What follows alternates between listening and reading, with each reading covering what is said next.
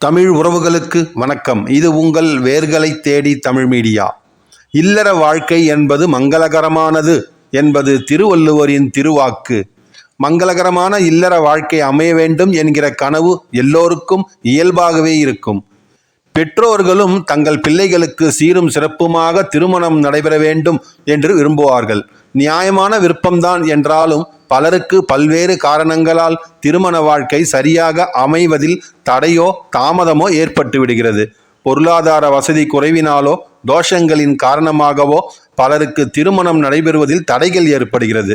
காரணம் எதுவாக இருந்தாலும் திருமண தடை உள்ளவர்கள் வந்து வழிபட்டு பலன் பெறக்கூடிய கோவில்களுக்கும் நம் நாட்டில் குறைவே இல்லை.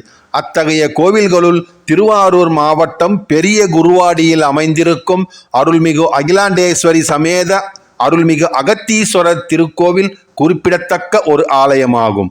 இன்றைய காணொளியில் இந்த திருக்கோவிலின் ஸ்தல வரலாறு, சிறப்புகள் ஆகியவற்றை தான் பார்க்க போகிறோம். காணொலியை ஸ்கிப் பண்ணாம முழுசா பாருங்க. நீங்க இன்னும் நம்ம சேனலுக்கு சப்ஸ்கிரைப் பண்ணலன்னா சப்ஸ்கிரைப் பண்ணிடுங்க.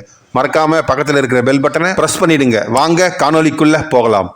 சூரிய வம்சத்தில் வந்த மன்னன் சகரன் என்பவன் அஸ்வமேத யாகம் செய்ய விரும்புகிறான். அந்த யாகத்தின் முடிவில் தேசம் முழுவதும் சகல லட்சணங்களும் பொருந்திய குதிரையை அனுப்பி வைக்கிறான். அந்த குதிரை வழியில் காணாமல் போய்விடுகிறது. குதிரையை தேடி கொண்டு வரும்படி தன்னுடைய 60,000 பிள்ளைகளையும் அனுப்பி வைக்கிறான் மன்னன். குதிரையை தேடிச் சென்ற சகர குமாரர்கள் தாங்கள் தேடி வந்த குதிரை கபில முனிவரின் ஆசிரமத்தின் வாயிலில் இருப்பதை பார்க்கிறார்கள். கபிலர் தான் குதிரையை கவர்ந்து வந்து விட்டார் என்று தவறாக நினைத்து அவரை பலவாறாக இழித்தும் பழித்தும் பேசியதுடன் அவரை தாக்கவும் முற்பட்டனர். சகர குமாரர்களின் தகாத செயல் கண்டு கோபம் கண்ட கபில முனிவரோ அவர்களை சாம்பலாகும்படி சபித்து விடுகிறார். பல 100 வருடங்கள் அவர்கள் நரக துன்பத்தில் தவித்து கொண்டிருக்கிறார்கள். பிற்காலத்தில் சகரனின் வம்சத்தில் வந்த பகீரத மன்னன் கபில முனிவரிட்ட சாபத்தின் காரணமாக நரகத்தில் துன்பப்படும் தன் முன்னோர்களின் ஆன்மா சாந்தியடைய வேண்டும் என்று விரும்புகிறார். தன் முன்னோர்களின் சாம்பல் மீது ஆகாச கங்கை படும்பொழுதுதான் சாப விமோசனம் கிடைத்து அவர்களின் ஆன்மாக்கள் சாந்தி அடையும் என்பதை குலகுருவின் மூலம் தெரிந்து கொள்கிறான் பகீரதன். ஆகாய கங்கையை பூமிக்கு வரவழைப்பதற்காக மகாவிஷ்ணுவை நோக்கி கடும் தவம் புரிந்தார். அவருடைய தவத்துக்கு இறங்கிய மகாவிஷ்ணு பகீரதனுக்கு தரிசனம் தந்து என்ன வரம் வேண்டும் என்று கேட்டார். பகீரதனோ, ஐயனே, என் முன்னோர்கள் ஆன்மா சாந்தி அடையாமல் துன்பத்தில் உழன்று கொண்டிருக்கிறது. அவர்களுடைய ஆன்மா சாந்தி அடைவதற்காக பூமிக்கு ஆகாய கங்கை வர அருள் புரிய வேண்டும் என்ற வரத்தை கேட்கிறார். மகாவிஷ்ணுவும் அவ்வாறே வரம் கொடுத்துவிட்டு மறைந்து விடுகிறார். மகாவிஷ்ணு அருளிய வரத்தின்படி கங்கையும் பூமிக்கு வர சித்தம் கொண்டாள். ஆனால் விண்ணில் இருந்து தான் வேகமாக இறங்கும் பொழுது அந்த வேகத்திற்கு ஈடு கொடுக்க முடியாமல் இந்த பூமி உருண்டை அழிந்து விடுமோ என்று தயங்குகிறாள். தன்னுடைய தயக்கத்தை பகீரதனிடமே தெரிவிக்கிறாள். அதற்கு பகீரதனோ, தேவி, அந்த கவலை உங்களுக்கு வேண்டாம். நீங்கள் வேகமாக கீழே இறங்கும் பொழுது உங்களுடைய வேகத்தை தாங்கிக் கொள்ளும்படி சிவபெருமானை நான் வேண்டிக் கொள்கிறேன் என்று கூறுகிறான். சிவபெருமானின் தரிசனத்திற்காக மறுபடியும் கடும் தவம் ஏற்றினான் பகீரதன். பகீரதனின் தவத்துக்கு இறங்கிய சிவனார் பகீரதன் முன்பு தோன்றி, பகீரதா, உன்னுடைய தவம் கண்டு மகிழ்ந்தோம். நீ வேண்டும் வரம் என்ன என்று எதுவும் அறியாதவர் போல கேட்கிறார். ஐயனே, தாங்கள் அறியாதது ஒன்றுமில்லை. என் முன்னோர்களின் ஆன்மா சாந்தி அடைய வேண்டும் என்பதற்காக விண்ணில் இருக்கும் கங்கையை பூமிக்கு வர பிரார்த்தித்து கொண்டேன். கங்காதேவிக்கும் அதில் சம்மதம்தான். ஆனால் கங்கை விண்ணில் இருந்து மிகவும் வேகமாக பாய்ந்து கீழிறங்கும் பொழுது தேவியின் வேகத்தை இந்த பூமி தாங்காது. எனவே தாங்கள்தான் அருள் கூர்ந்து கங்கையை தங்கள் திருமுடியில் தாங்கி அவள் வேகத்தை குறைக்க வேண்டும் என்று பிரார்த்தித்து கொண்டான் பகீரதன். அவ்வாறே ஆகட்டும் என்று திருவருள் புரிந்த சிவனார் விண்ணிலிருந்து வேகமாக இறங்கிய கங்கையை தம் திருமுடியில் தாங்கிக் கொள்கிறார்.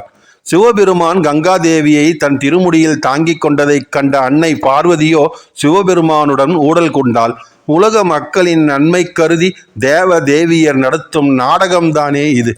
அம்பிகையின் ஊடலை தணிக்கவும் இந்த உலகம் செழிக்கவும் திருவுள்ளம் கொண்ட சிவபெருமான் திருமுடியில் இருந்த கங்கையை தம்முடைய 2 விரல்களால் எடுத்து பூமியில் விடுத்தார். அதன் காரணமாக அவருக்கு கங்கா விசர்ஜன மூர்த்தி என்ற திருப்பெயரும் ஏற்பட்டது. இப்படித்தான் கங்கை நதி பூமிக்கு வந்தது. சரி, ஐயன் கங்கா விசர்ஜன மூர்த்தியாக அம்பிகை அகிலாண்டேஸ்வரியுடன் எழுந்தருளியிருக்கும் திருத்தலம்தான் திருவாரூர் மாவட்டத்தில் அமைந்திருக்கும் பெரிய குடையூர் என்று புராண காலத்தில் அழைக்கப்பட்ட பெரிய குருவாடி திருத்தலம். திருவாரூர் மாவட்டம் திருவாரூரிலிருந்து மன்னார்குடி செல்லும் சாலையில் 20வது கிலோமீட்டர் தொலைவில் அமைந்திருக்கிறது பெரிய குருவாடி என்னும் கிராமம். முற்காலத்தில் இந்த தலத்திற்கு வந்த அகத்தியர் இங்கு ஒரு சிவலிங்கம் பிரதிஷ்டை செய்து வழிபட்டார். இதன் காரணமாகவே இத்தலத்து இறைவனுக்கு அகத்தீஸ்வரர் என்ற திருநாமம் ஏற்பட்டது. அம்பிகையின் திருநாமம் அகிலாண்டேஸ்வரி. பிற்காலத்தில் சோழ மன்னனான வீர ராஜேந்திர சோழனின் உடன்கூட்ட அதிகாரியாக இருந்த அரங்கன் திருச்சிற்றம்பலமுடையான் தான் பிறந்த ஊரான பெரிய குருவாடியில் அகத்தியர் வழிபட்ட இறைவனுக்கு கற்றளியாக ஒரு ஆலயம் அமைத்து வழிபட்டார். அவர் வேளாளர் மரபில் பிறந்தவர் என்பதால் உலகம் செழிக்க தம் திருமுடியில் இருந்து கங்கையை பூமியில் விடுவித்த சிவபெருமானின் கங்கா விசர்ஜன திருவுருவத்தையும் அகத்தியர் பிரதிஷ்டை செய்து வணங்கிய சிவலிங்க திருமேனிக்கு பின்புறமாக பிரதிஷ்டை செய்தான். மேலும் காவிரியை தம் கமண்டலத்தில் இருந்து விடுவித்த அகத்தியரை போற்றும் வகையில் கோவிலுக்கு அகத்தீஸ்வரம் என்ற திருப்பெயரையும் சூட்டி மகிழ்ந்தான். காலப்போக்கில் முற்றிலும் சிதிலமடைந்து விட்ட அந்த ஆலயத்தை சில வருடத்திற்கு முன்பு ஊர் மக்கள் அனைவரும் சேர்ந்து புதுப்பித்து கும்பாபிஷேகமும் நடத்தியிருக்கிறார்கள். சோழர்கள் காலத்தில் மிக பிரம்மாண்டமாக அமைந்திருந்த அந்த ஆலயம் இன்று சிறிய அளவில் எளிமையாக காணப்பட்டாலும் பரிபூரண சாநித்தியத்துடன் திகழ்கிறது. ஆலயத்தின் கருவறையில் சதுர வடிவ ஆவுடையார் மீது லிங்க திருமேனியராக சிவபெருமான் திருக்காட்சி தருகிறார். இந்த அகத்தீஸ்வர லிங்க திருமேனிக்கு பின்புறமாக கங்கையை தன் கைவிரல்களால் பூமியில் விடும் திருக்கோலத்திலேயே ஐயனும் ஊடல் தனிந்த நிலையில் அம்பிகையும் திருக்காட்சி தருகிறார்கள். மேலும் அன்னைக்கென்று இந்த ஆலயத்தில் தனியாக ஒரு சன்னதியும் அமைந்துள்ளது. அன்னை அகிலாண்டேஸ்வரி அந்த தனி சன்னதியில் எழிலுடன் திருக்காட்சி அருள்கிறாள். கருவறையில் ஐயனும் அம்பிகையும் காட்சி தருவதால் இந்த தலம் திருமண தடை நீக்கும் பரிகார தலமாக திகழ்ந்து வருகிறது. பல காரணங்களால் திருமணம் தடைப்பட்டு வருந்துபவர்கள் வளர்பிறை பஞ்சமி நன்னாளில் இந்த தலத்திற்கு வந்து வழிபட்டால் அத்தடை நீங்கி நல்ல வாழ்க்கை துணை அமையும் என்பது ஐதீகம். 2 மாலைகளை வாங்கி கொண்டு வர வேண்டும். மாலைகளின் 2 முனைகளையும் இணைக்காமல் சுவாமிக்கு ஒரு மாலையையும் அம்பாளுக்கு ஒரு மாலையையும் அணிவித்து அர்ச்சனை செய்ய வேண்டும். பிறகு ஆணாக இருந்தால் அம்பாளுக்கு அணிவிக்கப்பட்ட மாலையையும், பெண்ணாக இருப்பவர்கள் சுவாமிக்கு அணிவிக்கப்பட்ட மாலையையும் மீண்டும் பெற்றுக்கொண்டு வீட்டிற்கு சென்று பூஜை அறையில் அந்த மாலையை வைத்துவிட வேண்டும்.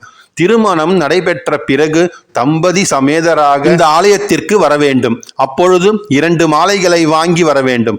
அப்பொழுது முன்போல் இல்லாமல் 2 மாலைகளின் நுனிகளையும் இணைத்து சுவாமிக்கும் அம்பாளுக்கும் சாத்தி அர்ச்சனை செய்து வழிபட வேண்டும்.